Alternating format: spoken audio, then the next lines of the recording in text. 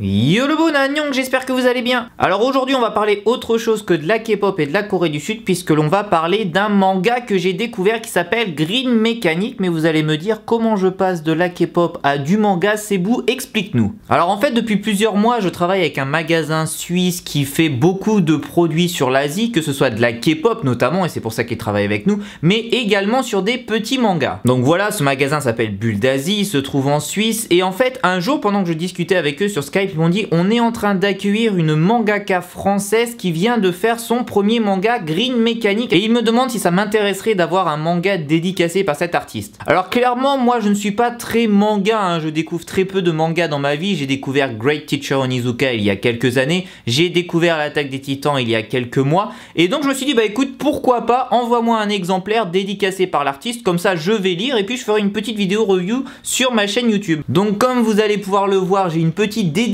en dessin directement de l'artiste, vraiment super dessin, merci à toi. Ça s'appelle donc Green Mechanic, fait par Yami Shin, c'est une mangaka française qui vient de faire son premier tome de Green Mechanic. Il y en aura d'autres hein, bien évidemment qui arriveront dans le futur, et je me suis dit bah écoutez, pourquoi pas faire un peu de promotion pour une artiste française, pourquoi pas montrer un peu le talent de certains, de partager un petit peu nos expériences. Je l'ai lu aujourd'hui, je l'ai lu d'une traite, vraiment ça m'a donné envie de lire la suite. Je vais vous lire la 4e de couverture pour que vous compreniez quelle est l'histoire de ce manga Green Mechanic. Bon, bien évidemment, on va le faire avec un accent qui vous donne envie de lire l'histoire. Les êtres humains ont fait de leur planète un désert recouvert d'ordures. Le seul endroit habitable est la mégalopole, ville géante où s'entassent hommes et robots, ainsi que les mystérieux Ersatz, créatures monstrueuses pourchassées par la milice. Dans ce monde en perdition survit Misha, jeune orpheline au dos d'empathie surdéveloppée. Incapable de contrôler sa capacité à lire les émotions des autres, elle se tient à l'écart de ses semblables. C'est pourtant grâce à ce pouvoir qu'elle retrouve Reborn, un robot morphine errant sans mémoire au milieu d'une décharge. Cette merveille technologique est capable d'adopter n'importe quelle apparence. Sans hésiter, la jeune fille lui fait prendre la forme de Michael, son meilleur ami,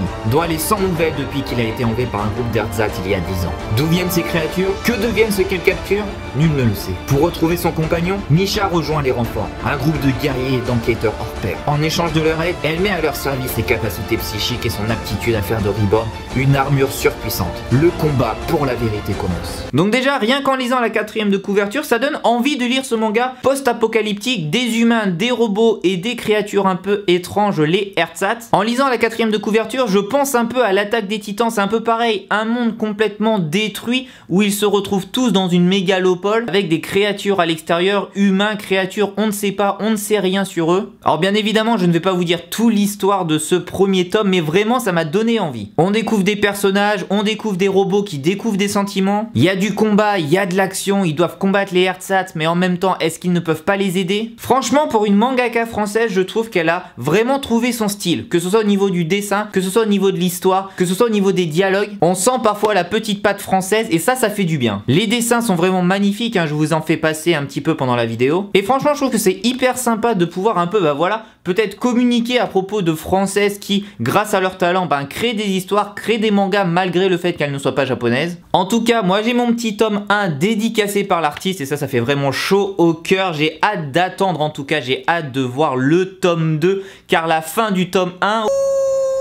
trop de suspense. Donc ça s'appelle Green Mechanic dans les éditions Ki-un. Vraiment, allez, si vous aimez les mangas, je pense que cette histoire va vous plaire. C'est pas compliqué à comprendre, il y a de tout. Il y a de l'amour, il y a de l'action, il y a du combat, il y a un peu de stratégie, il y a un peu de thriller, il y a des humains, il y a des robots, enfin bref, il y a vraiment de tout. Allez-y, jetez-vous dessus, ça aidera au moins une mangaka française qui, bah voilà, avec son talent fait des choses. Et j'ai vraiment envie de pousser un peu des mangakas parce que j'ai une idée à propos d'un manga tourné autour de la K-pop, tourné autour de la Corée, voilà, une histoire qui pourrait, je pense en tout cas, plaire à énormément de monde. Donc peut-être que c'est un projet qui arrivera l'année prochaine ou dans 2 ans, on va prendre le temps. Mais moi aussi j'ai une petite idée de manga que je souhaiterais sortir, donc en lire, bah ça va me donner des idées, ça va peut-être m'aider à comprendre comment marche un manga. En tout cas, Green Mechanic, superbe surprise, quoi dire de plus, juste allez-y, vous pouvez l'acheter, je pense que ça doit coûter 6-7 € sur les sites Amazon, Fnac ou autres. Au lieu de soutenir des énormes auteurs extrêmement connus dans le monde entier, il faut aider nos petits aussi mangaka française. Et donc moi je pousse au maximum Yamishin. Elle m'a pas demandé de faire de vidéos sur ce manga. C'est absolument pas sponsorisé, je ne gagne pas d'argent sur cette vidéo. Juste j'ai envie de pousser peut-être des personnes à découvrir ce manga. Et j'ai hâte d'avoir le tome 2, donc vas-y, dépêche-toi, j'ai envie de savoir la suite. En tout cas, j'espère que cette vidéo un peu différente vous aura plu. Si vous avez des mangas de mangaka françaises ou français à me proposer, n'hésitez pas à me les mettre dans la description, n'hésitez pas à me les mettre dans les commentaires. Si ce genre de vidéo vous plaît, eh bien n'hésitez pas à me le dire. Laissez un maximum de pouces bleus, un maximum de commentaires. Abonnez-vous à ma chaîne bien évidemment si c'est pas encore fait, c'est le plus grand soutien que vous pouvez faire. Nous on se retrouve lundi pour une nouvelle vidéo. Neil Tashi Mannayon, Agnon.